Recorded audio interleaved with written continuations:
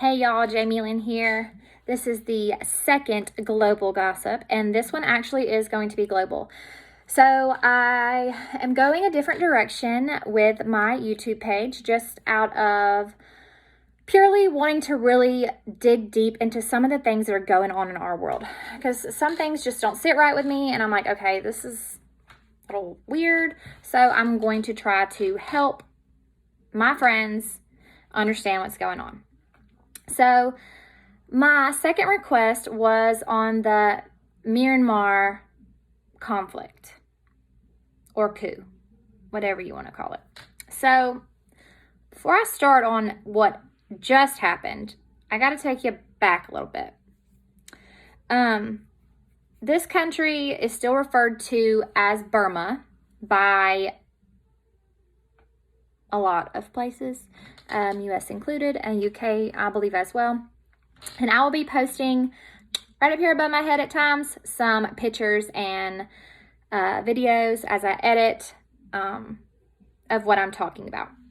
So Burma was under British rule, I guess you would say, for more than 100 years. They had extreme relationship with Great Britain. And then they ran off of Parliament just like Great Britain did. They had they actually still have, I believe there are two surviving, well, I guess there would be more, but direct lines from the original King and Queen of Burma. They have whose name is Auntie Sue, and Ta Pan, Phaya, and I am so sorry if I mispronounce your names. I'm not doing it out of disrespect. I'm a Southern hairstylist from Georgia, so some of these words are hard, y'all, okay? So Britain left in the 40s. And when Great Britain left, it basically threw Burma into a tailspin of civil wars. It was comprised of, I believe, is now 7 different, what they call states, but there is no more parliament, there's no more royal anything. In the 60s, there was a military coup that was basically taken into power, and it was a general by the name of Ni Wen, I believe, and he was the general in power from 1962 to 1988. And although he promised a lot of great things, he still failed to end the fighting and the wars in Burma.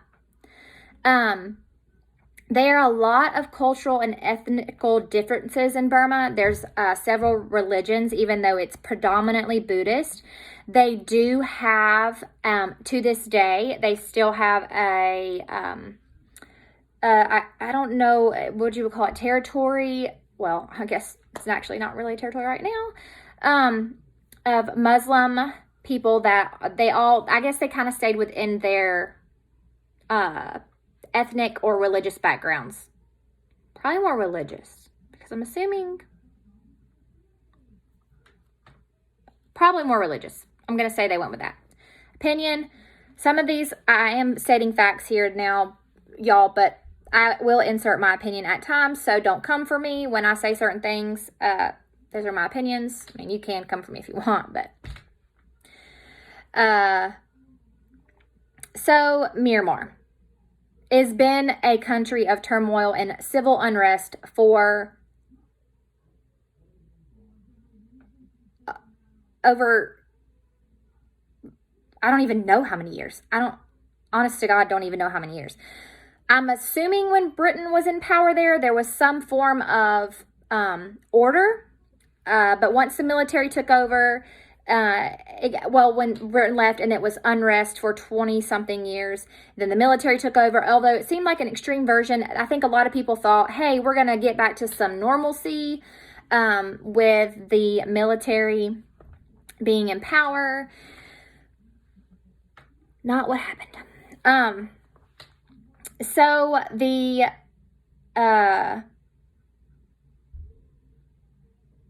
the last grandson, or I think he's the great-grandchild. No, grandson. He's the grandson. I don't know how to say his last name, y'all. I'm sorry. It's Phaya. Paya. Okay. So he is the last royal grandson. And his sister, Auntie Sue, is the granddaughter.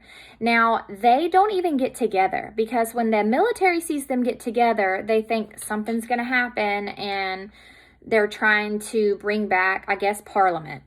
Is the only thing I could think of. So, there have been multiple coups and military takeovers in Burma, 60s, 70s, and 80s. And one of the head generals is actually the father of the lady that they just threw into jail. Sorry, my lighting's kind of crazy, y'all. And forgive me if I pronounce her name wrong, but Aung San Suu Kyi, she was put on house arrest in the 80s for 6 years. She's actually the daughter of the general that started up the army. Other conflict of power is the Myanmar army, and they are called the Ta Mada. Now, they actually, even though Myanmar is trying to be a democracy, they're actually not. They're like a semi-democracy. They are technically a unitary republic, but comes with a few weird stipulations. Their military holds 25% of the power in Parliament in their houses. And so the military still has a very strong influence. Now, Aung San Suu Kyi was considered this martyr for the people. She's even won, I think she won a Nobel Peace Prize, but she's been like the people's champion. But from the research that I've done, it seems that she's been the young people's champion. I think some of the older population, based off of what I have seen, would like more of the ways of Parliament back. Y'all, this country is it's really, really sad. Their last king, when Great Britain came in and took over, was not even laid to rest with the correct rights in his own country. He's in India. And his grandson and great-grandson, well, mainly his great-grandson, wants to bring him home, but one of his great-granddaughters is like, no, that's not what's best for the people, because they're trying to be a democracy, not have a king and queen. And so whenever they do that, I guess it stirs up the military, and then they have these coups take over and blah, blah, blah. So, the Obama administration had sanctions on Burma that were relaxed because in the last 10 years, I'm going to say this is my opinion and based off what I've read, the last decade, they seem to be doing what was in order to become a democracy of some sort, elected officials of some sort. Although the military still has 25% of the power. So the sanctions were lifted. And when sanctions were lifted, I think some things started going a little sideways. So in 2012, Buddhist nationalists, they lashed out, pushed by the military against the Rakhine state, and that area is predominantly Muslim. So there is an army called the Arakan army, the Arakan army. And so that army now is fighting with the Rakhine state, and they border the Bay of Bengal.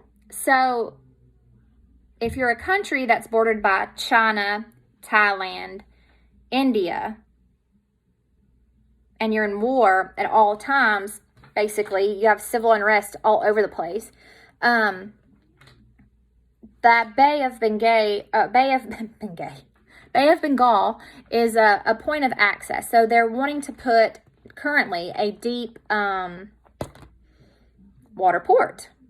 So this is where things get a little crazy.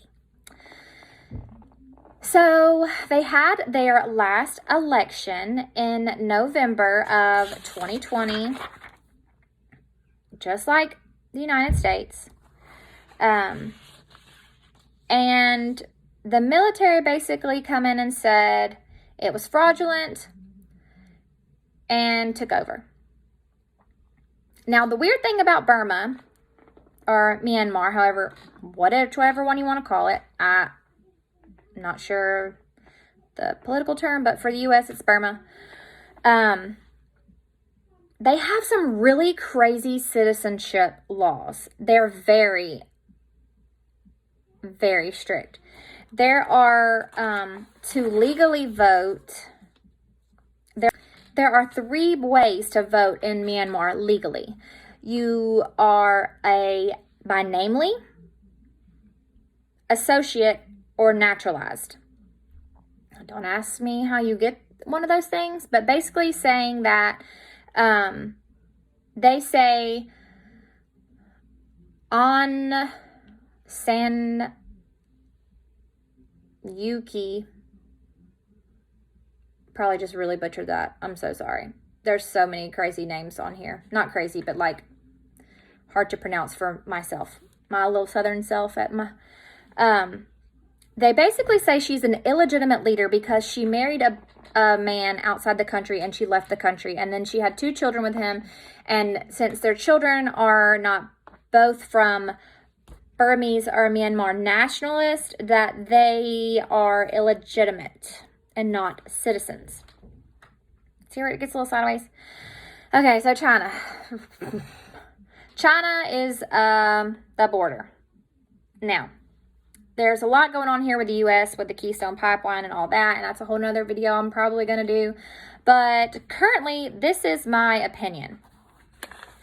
There's a lot of parallels between the U.S. election and the Myanmar or Burma election. And for the most part, I think that most of the Myanmar people, they want peace. They just want to be able to like live, eat, have some freedoms that they've had the last 10 years and not have to worry about the crazy things that happened before their time, because these young people are the ones that really, really want this lady to be in power. And a lot of them, based off the documentaries that I've watched, which is oddly creepy, they don't even know the history of their country. They don't even know why they are how they are, or what happened to get them where they're at, or that they even had a king. They can't even tell you the last name of the last king. Like, that would be like asking a kid in the U.S., like, who was the first president of the United States? Like, you expect them to be able to tell you, but there's this, apparently I know in other countries it's been happening for whatever politically driven reasons, but we are seeing it extremely now in the U.S. as cancel culture. But it's really kind of sad. I was watching some videos of them asking these kids these things, and like, they don't have a clue. And by kids, I mean like school-age children, not like early 20s young adults children. So when you watch in the protests, a lot of the protesters seem to be very young.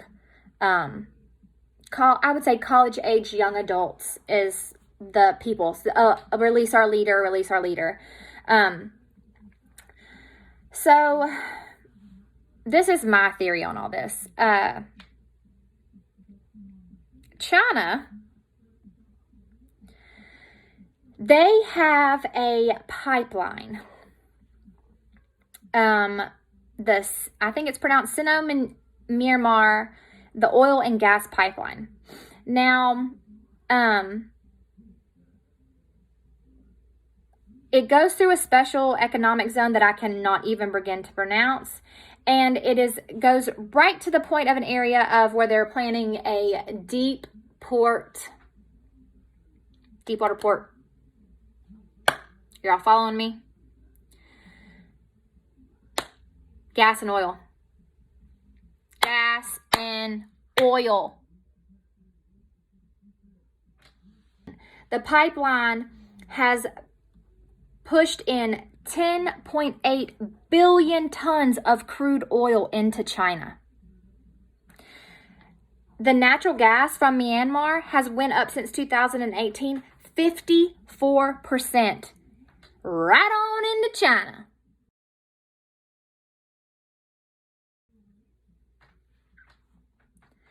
So, if you're using your critically thinking brain, not an obviously stated brain, but your critically thinking brain, because some things happen and you're like, oh yeah, that makes sense.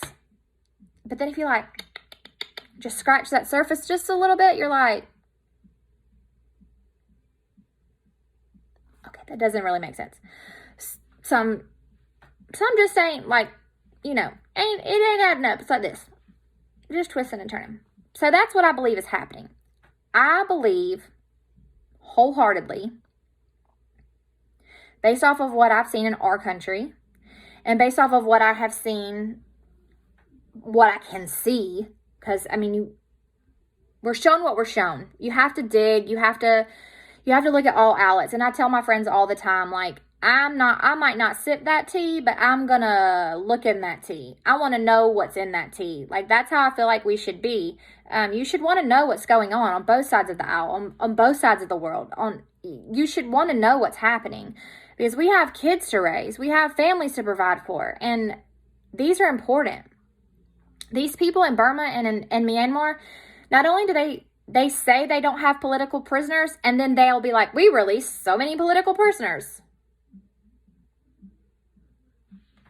So their military is heavily influenced.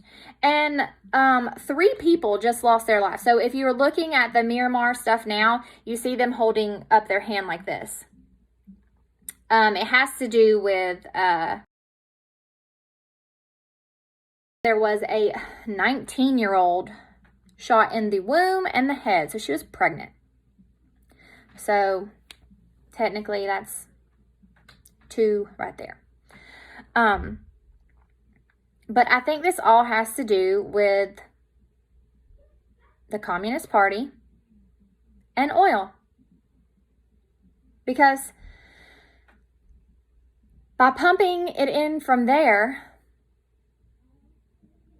you're making China money. Myanmar, by far, is a very poor country.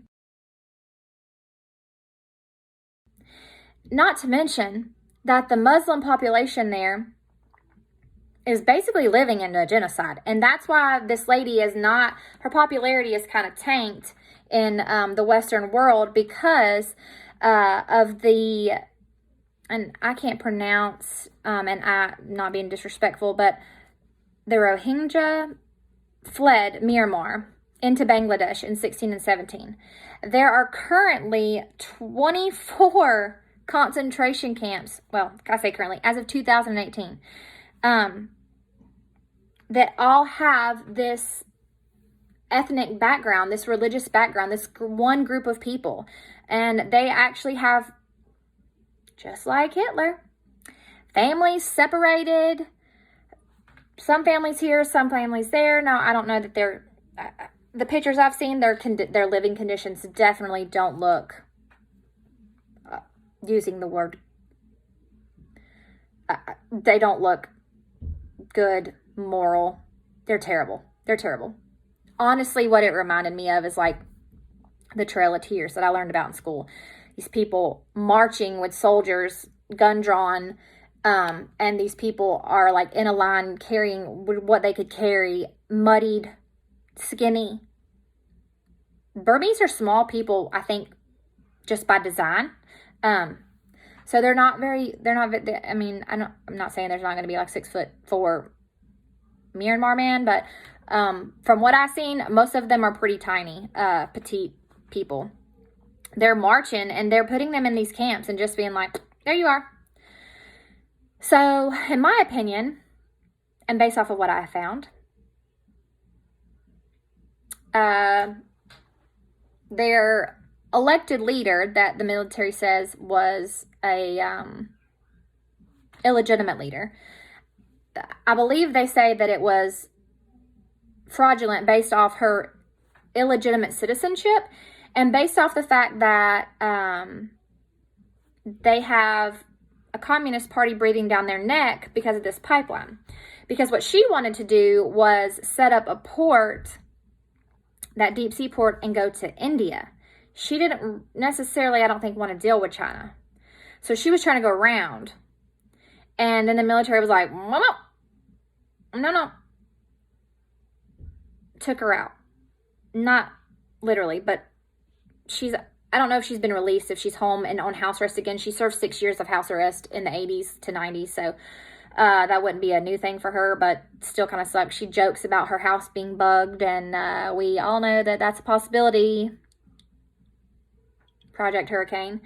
So I think that's what's happening. I think that the Myanmar or Burma army is being heavily influenced by the Chinese Communist Party, and that it is over oil and gas and money, and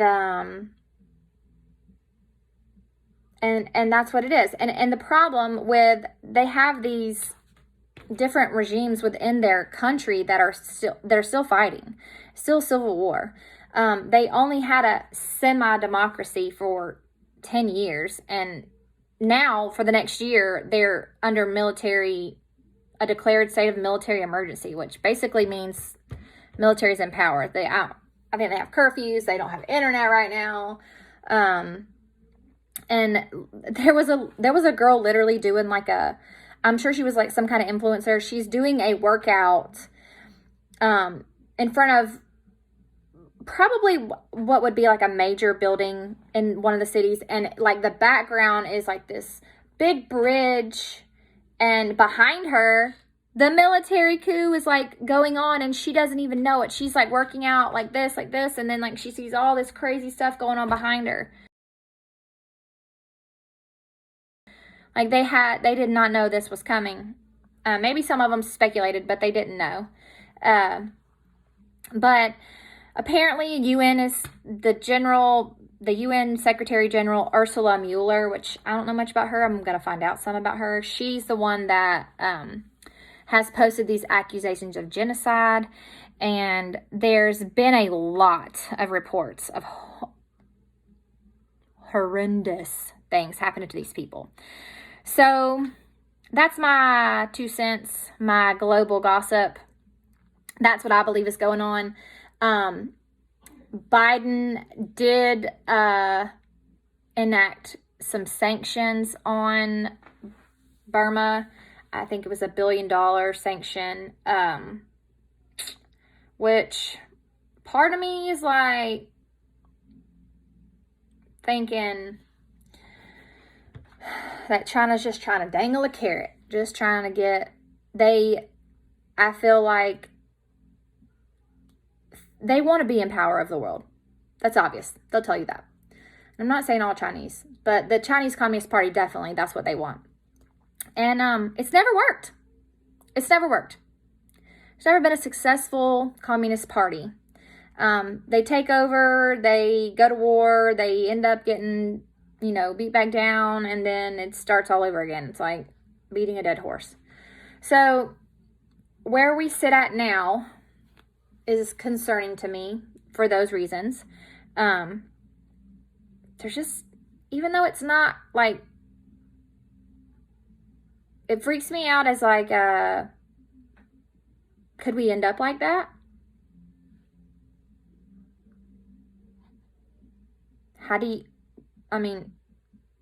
At this point, they're still in litigation in the United States about votes.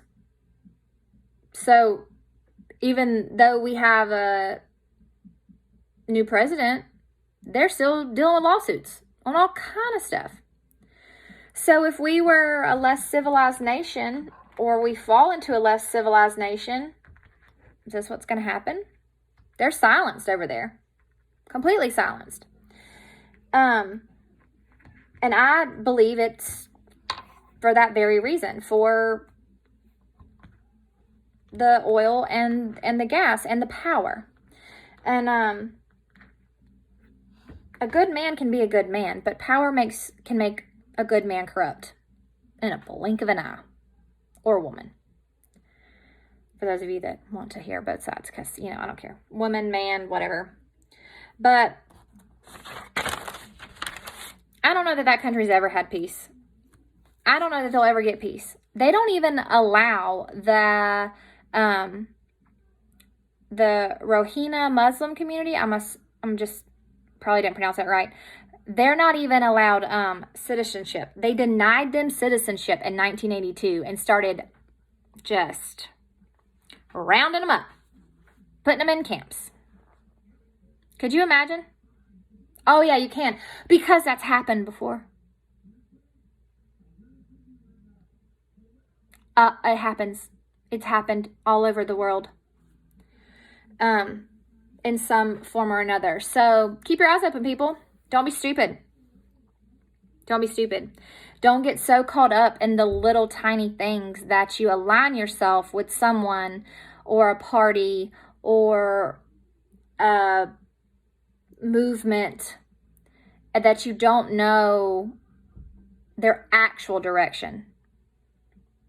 Because I feel like that, I kind of feel like this lady's kind of a puppet. She's a mouthpiece. And whether she was bucking their system or not, she stirred up a pot and they are shutting that shit down. And that's what happens. That's what happens in those countries where you have no voice. So I'm going to continue to use mine in my global gossip, and I hope y'all have enjoyed it. Give me a like, a thumbs up, a share, a comment, a go to hell, whatever you feel. And yeah, I'll be seeing y'all guys. Okay, so I just wanted to hop on and add this last little tidbit about Myanmar or Burma. So even though this country has been in civil war for so long. Okay, so Burma's main industries are garment production, illegal drug trade, oil and gas. Then they have renewable energy gemstones, which I think like most of the world's rubies come from there. So oil and gas is huge. Oil and gas is considered one of their main industries, which with China having their pipeline through, I'm not surprised about. It also says that they are one of the fastest growing economies, according to Wikipedia. Now, Burma also has the largest producer, or Burma is the largest producer of methamphetamines. Yeah, I said that correct. The world's largest producer of methamphetamines and the world's second largest producer of opiates, next to Afghanistan. So they're in this little area called the Golden Triangle, and it's in the northeastern Shan state of Burma or Myanmar, where China, Thailand, and Laos connect. And it's called the Golden Triangle by the CIA. So we know that they have a huge drug industry over there. And that fuels that also, the production of opiates in Myanmar has historically been a major contributor to the gross domestic production of GDP.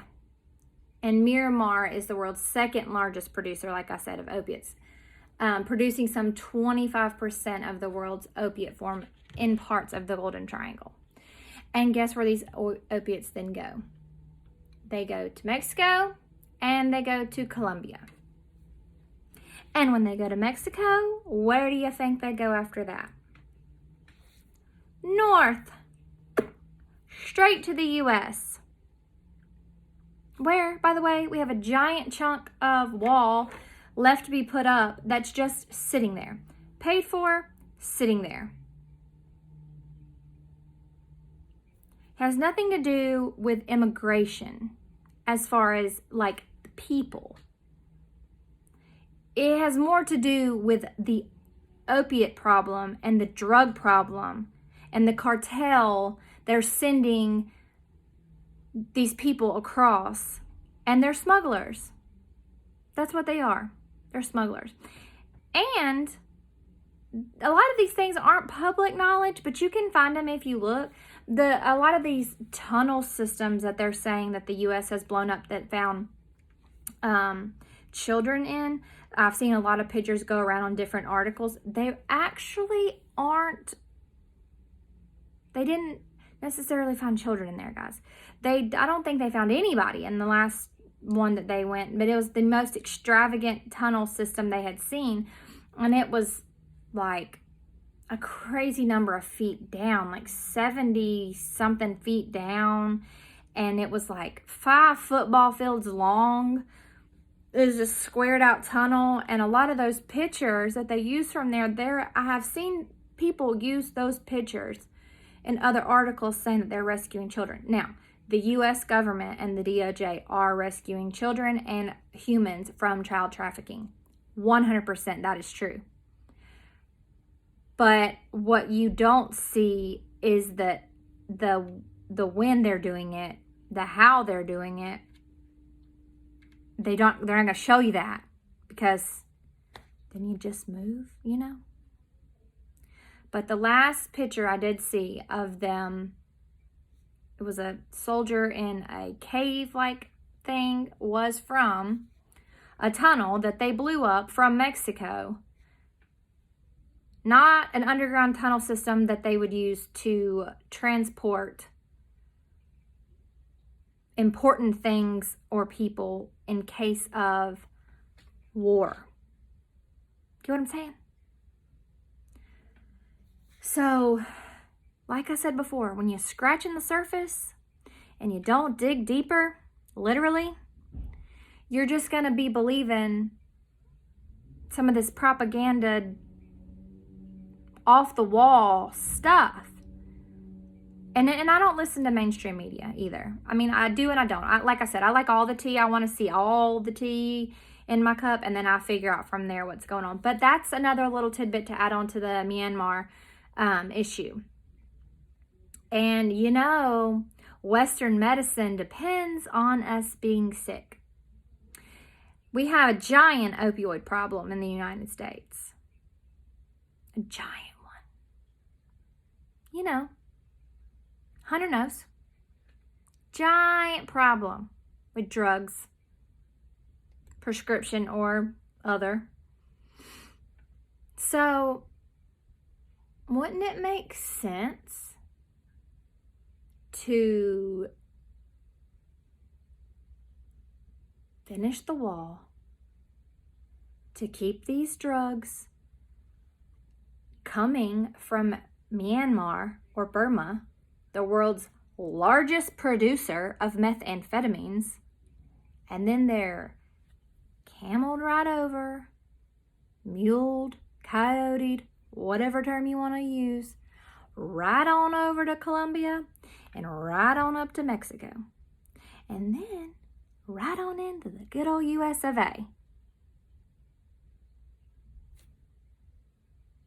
That's what Trump was telling y'all. That we have a problem. And the problem doesn't end with the U.S. The problem, that's the end game for the drug, is the money. That's where it's at. That's the money. But it starts somewhere else. Hello. Use your critical thinking brain, guys. You can do it.